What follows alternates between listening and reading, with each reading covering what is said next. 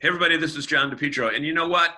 10 years ago, or 15 years ago, or maybe even 5 years ago, if you were to ask who are the major media players in town, you'd probably be saying, well, you know, the editor of the Telegram and Gazette, the news director at WTAG, the people at WAAF, even though they're in Boston, but they're major news people, and our friends over at Charter, Spectrum TV, Kevin and Andy. But today, the landscape is different, and there are new leaders in the media landscape. And with me today is one of the big leaders. She doesn't know it yet, but she's one of the big leaders, and her name is Laura Ricci.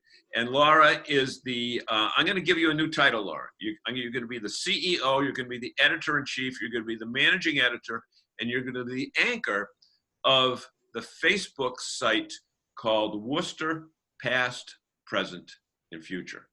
Laura, welcome. Thank you.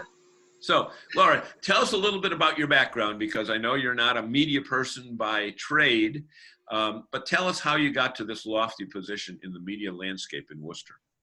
Well, it ended up being pretty much started off as a hobby. You know, when Facebook came around, I didn't even own a computer in my house. Yeah. When they started around 2005, I think it was. And so I didn't get onto Facebook until 2009.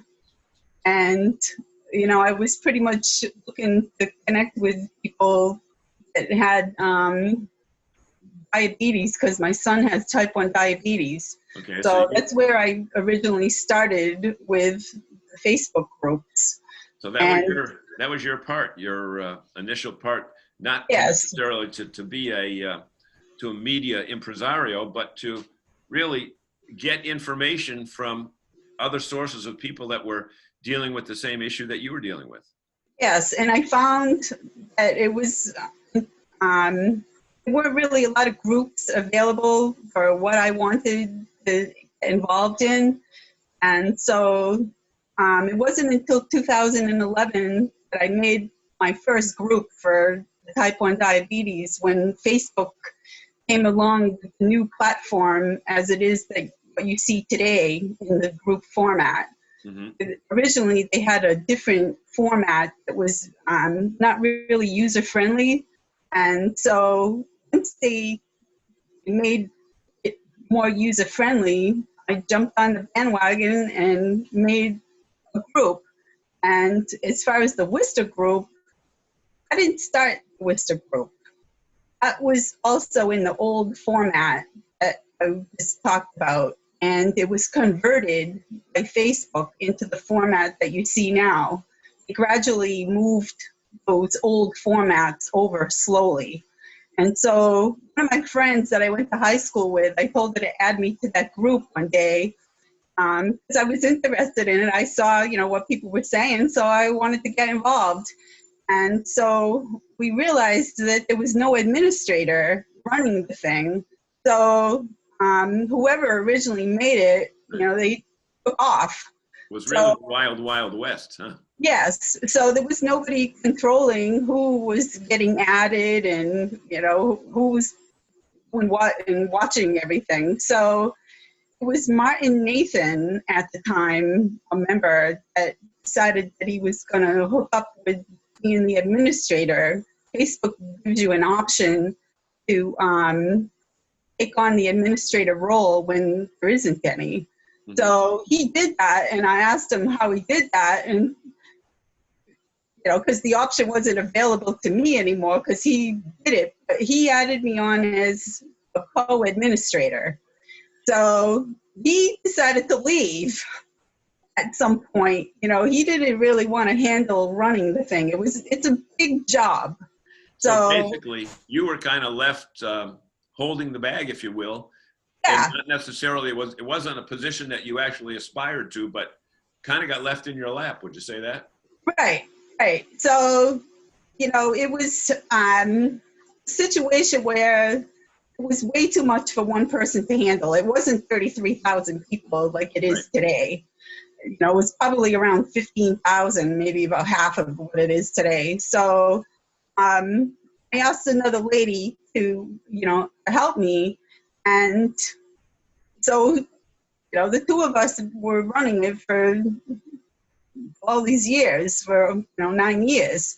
So, the group has morphed into something that it wasn't originally supposed to be. It was originally supposed to be like the old school Worcester group. Yeah. With, looking at memories, okay? Because, the name got changed here just a few weeks ago for it, because the original name of it was You're Probably from Worcester, Mass. If.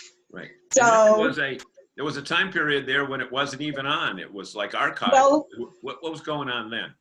Well, I archived the group for a few weeks so we could regroup and find out what we were going to do with it, because, the group was pretty much going to the dogs.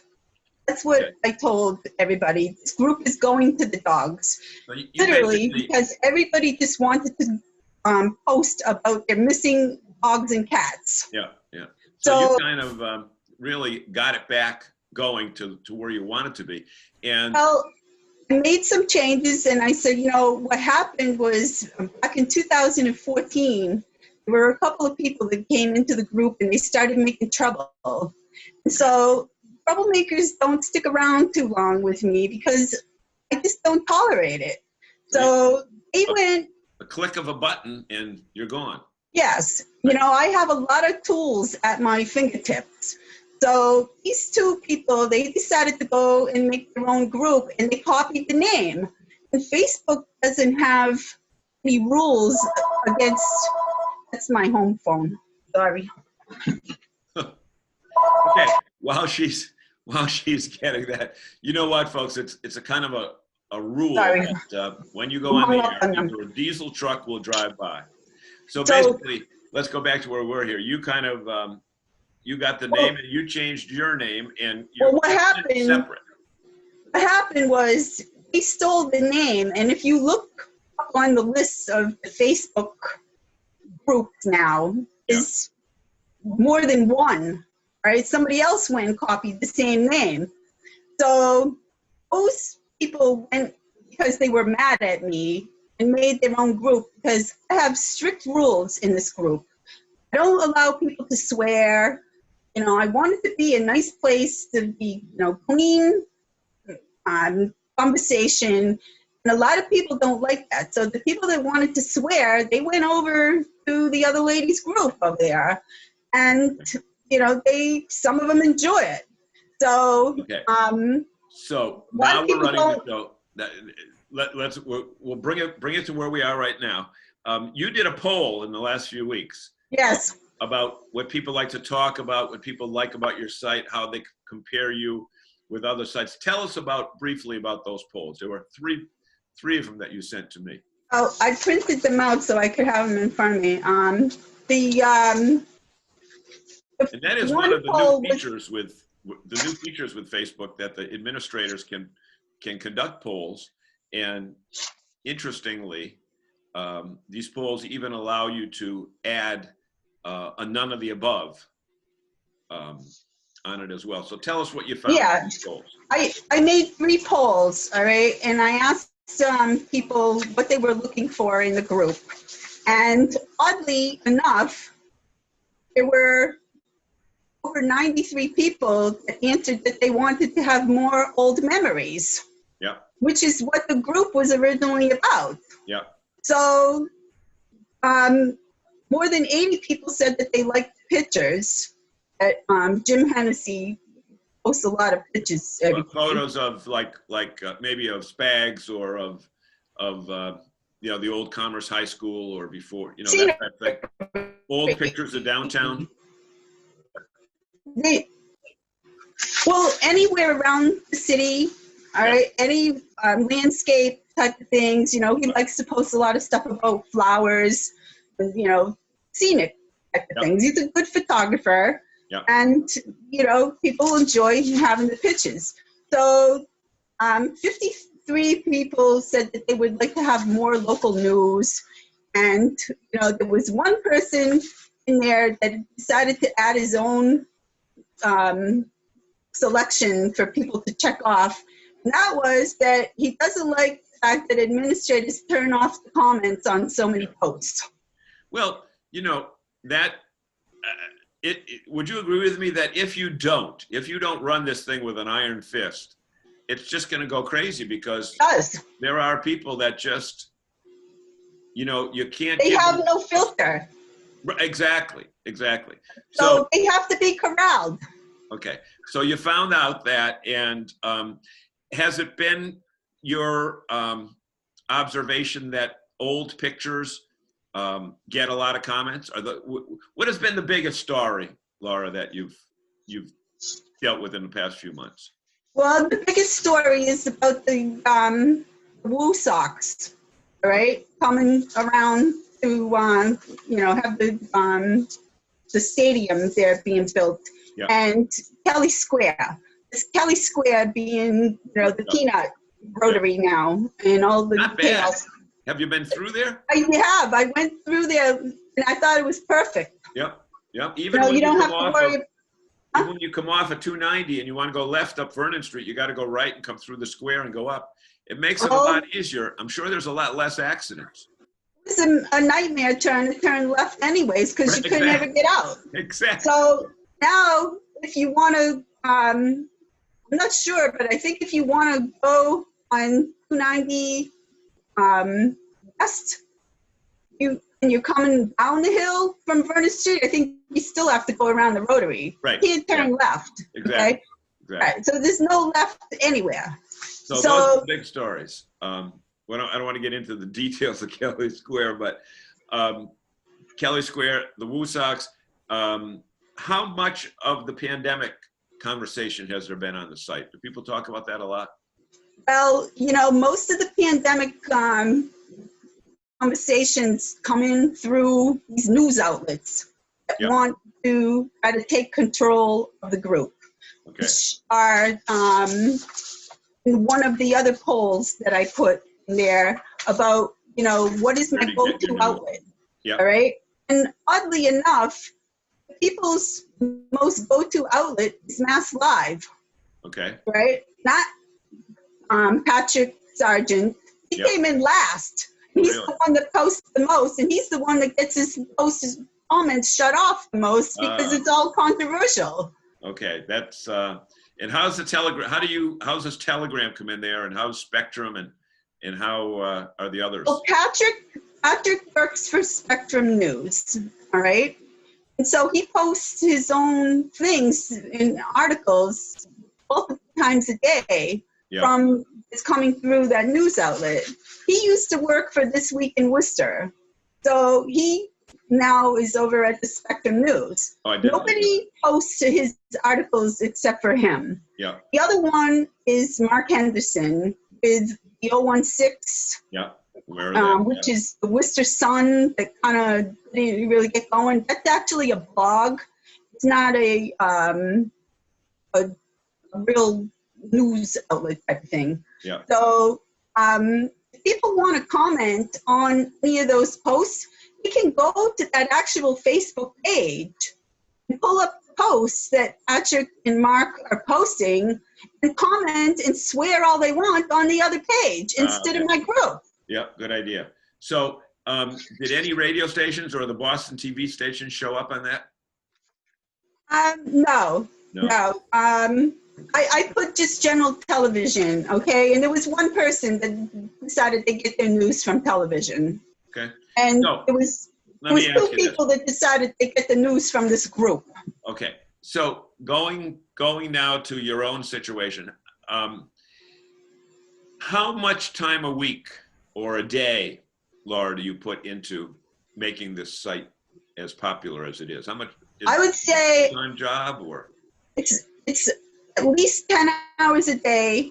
It's 70 hours a week, and I don't get paid for this, and there's options for me if I want to charge people now. Facebook will let me charge people for using their platforms, okay? So I could actually get an income on these people if I wanted. So let's see who would stay around if they had to pay, to come into the group. If they want to pay to swear, then pay me. Yeah. Then you can swear all you want. Exactly. What has been the biggest positive surprise that you've had out of this since you took the reins of it? What's been the good things?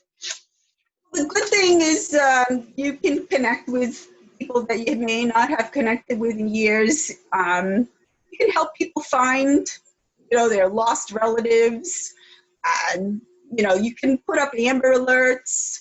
You can, help the community in a lot of ways through Facebook platform. Mhm. And, you just don't have to wait for the TV to come on. I mean, honestly, without these groups, I don't think Facebook would really be around that much longer. It's groups, you've even seen it advertised on TV. But Facebook is really for groups these days. Yeah, exactly. So, it's a community situation in a lot of ways, but if people can't be civil and get along, then they ruin it for everybody. Anybody run into you on the street and say, "Hey, I know you"? No. No, okay. And you want They don't know who I am. Might as well keep it that way, huh? Only my friends. Only your friends. Only my friends that I went to high school with. Yeah. So they know. Give us a little bit about your background, because you didn't get a degree in journalism and that other stuff. Tell us what you do for work, and what side of the city you grew up on, and your Worcester background. I grew up all over the city. My mother moved around every time she could just to get lower rent costs. My mother was a single mother, and so she just moved us all the way around the city. I lived on Park Ave. I lived on North Ashland Street. I lived on Dick Street. I went to Dick Street School. I went to the Elm Park Community School when it first opened. And I went to Forest Grove. I graduated from Fanning Trade High School, which is no longer. I lived in the city until like 1987, and I moved out of the city. And I'm not telling anybody where I live. Yeah. Okay. You want that. So, what would you say to somebody out there that says, "I would love to be like Laura"? Tell them the pitfalls and tell them the good part. I want to be like Laura. You say you're speaking to a group of high school students or college students, because there's plenty of those in Worcester. Actually, there's plenty of both in Worcester. What would you say to them about a career in social media, which you have right now? A non-paying career. You need to be strong. You need to be able to not let people intimidate you. You need to be able to take and hit the delete key and you need to, and put fires out. You can't let people walk all over you and walk all over a group if you're going to have it. Otherwise, they ruin it for the good people that want to enjoy it. Mm-hmm. So, a lot of people just have their own agenda, and they think, because it's their computer sitting in their kitchen or on their phone, they have an open door. And, they don't run it. So unless you are on the side of the screen where you're seeing what's coming through, and, it just blows my mind. Facebook has come a long way in the tools that they give for administrators. They let you mute people now for up to 28 days if they disobey the rules. They let you tell people what the rules are that they broke. They let you have a list of words that you don't want in the group. Okay, so you can post those up front. If somebody types in those words, then they're automatically, the words are kicked out and people are kicked out. It's an algorithm. Facebook created this so that administrators don't have to sit and read every single post and every single comment to be able to weed out the bad guys. Mm-hmm.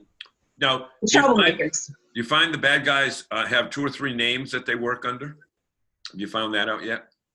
Well, I had one like that. And, when people ask to join the group, Facebook gives you information about when they joined Facebook. So it's very rare that people get added to the group that have a brand new profile, because that could mean that that's somebody that just got deleted yesterday because of causing trouble. And they're coming And back. they go and they make a new profile to try to get back in, and they put a funny picture in the profile and make it look, like they, have had this profile forever. There's also a lot of people that aren't even from America that try to join this group. They're called bots. You've heard of bots, right? Yep. Robots. They answer the questions with a yes, yes, yes, and I love you, and okay. They answer the 3 question with. Yep. So they get blocked right away, because all they want to do is come in and spam and try to sell sunglasses and pocketbooks and Yep. get you to click on blue links that'll give you a virus on your computer. So I don't know where they come up with able to get access to the link to the group. But, they're sitting in a warehouse somewhere in a foreign country, just like looking to get into the group. And so adding people to the group, that alone is a full-time job, because you have to screen people to make sure that they belong here. Yep. And sometimes if they come through with names, it used to be that you could tell a name from another country, but now they're grabbing American names. I know you see that with the phone a lot. You see they're coming from other places, but they've got generic American names like Richard Williams or Thomas Smith or that type of thing. So we've just got one more word to go. One more question. Where do you want to take this group in the next 6 months? I want to take it back to its roots. I want the group to get back on track to where it was 9 years ago.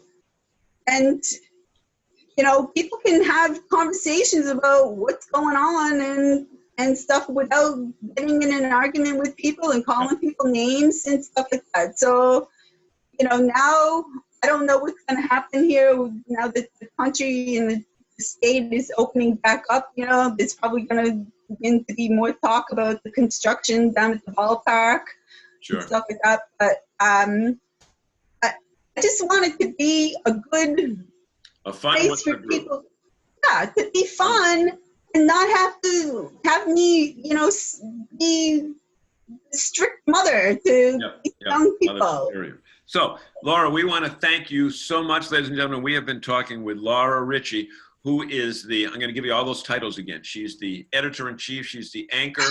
She is she's the big wheel at Worcester, past, present, and future. Look it up on Facebook. Join, contribute, and if you're good, Laura will be very happy. Is that right, Laura? That's right. Okay. We just want people to be able to be enjoyable. Don't be troublemakers. Thanks so much, everybody. We'll talk to you real soon. Have a great day. All right.